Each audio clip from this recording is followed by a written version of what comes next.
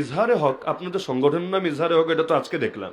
কিন্তু ইজহারে হক নামটার সঙ্গে আমি প্রথম পরিচিত হয়েছি উর্দু ভাষায় 3 খণ্ডের একটা বই আছে ইজহারে হক নামে, কিরা নবী রহমতুল্লাহ আলীর লেখা। যেই বইটা তিনি মূলত লিখেছেন খ্রিস্টানদের সমস্ত প্রশ্নের জবাব দেওয়ার জন্য। খ্রিস্টানরা অনেক সময় কোরআন দিয়ে বোঝায় বোঝায় খ্রিস্টান বানায়। ওই পার্বত্য এলাকায় গেলে, উত্তরবঙ্গে গেলেও দেখবেন বহুত ফ্যামিলি খ্রিস্টান হয়েছে কিন্তু বলে না খ্রিস্টান হয়েছে, ওরা বলে ঈসাই মুসলিম হয়েছে। ঈসাই মুসলিম, ঈসাই মুসলিম মানে বুঝেন, মানে খ্রিস্টানি। বৃক্ষ তোমার নাম কি ফলে পরিচয়, ওদেরকে কোরআন দিয়ে দলিল দিয়েছে অনেক ভাবে। যেমন এইটাও বুঝিয়েছে, দেখ মুর্দা নবী মানবি না জিন্দা নবী মানবি।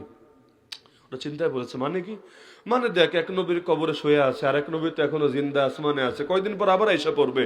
যদি না মানিস তাহলে উনি যখন আসবে মুখ দেখাবি কেমনে, উনি যখন আসবে সমাজের মধ্যে থাকবি কেমনে, তাহলে বল মুর্দা নবী মানবি না জিন্দা নবী মানবি।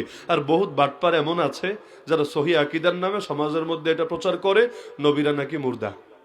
নাউজুবিল্লাহ। নবীরা নিজ নিজ কবরে জিন্দা না মুর্দা?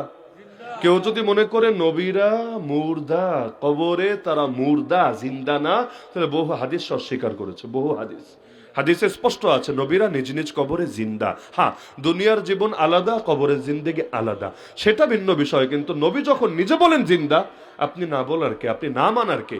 এমনকি কোরআন তো বলেছে শহীদরাও তোমরা মুর্দা বলবা না, শহীদও জিন্দা। তাহলে শহীদের দাম বেশি না নবীর দাম বেশি? দুনিয়ার সব শহীদ এক পাল্লে উঠালে নবী সমান হবে।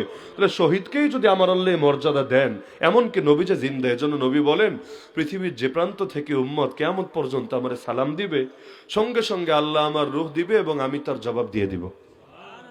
সঙ্গে সঙ্গে সঙ্গে সঙ্গে। তার প্রতিটা মুহূর্তে সালাম চলে নাকি চলে না? সালাম দিবেন আর জবাব পাবেন না, এটা হবে না। আপনি যদি সালাম দেন, নবীজি রওজায়ে আতহার থেকে আপনার জবাব দিয়ে দিবেন আলহামদুলিল্লাহ।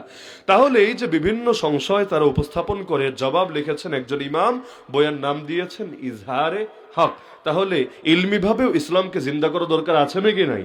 আমি অনুরোধ করবো এখানে যারা আছেন প্রত্যেকে ইসলাম সম্পর্কে কম জানেন বেশি জানেন, জানেন তো? সবাই জানেন। আমার অনুরোধ থাকবে যে যতটুকু জানেন চিরকাল সেটাকে জিন্দা রাখারও চেষ্টা করবেন। কেউ যদি এটার উপর আঘাত হানে, কেউ যদি ভুলভাল ব্যাখ্যা সমাজে প্রতিষ্ঠা করার চেষ্টা করে, কেউ যদি ইসলামের নামে গলত কিছু খাওয়ানোর চেষ্টা করে, অন্তত নিজের যতটুকু এলেম আছে সেটা দিয়ে রুখে দেওয়ার চেষ্টা চালাবেন তো ইনশাআল্লাহ।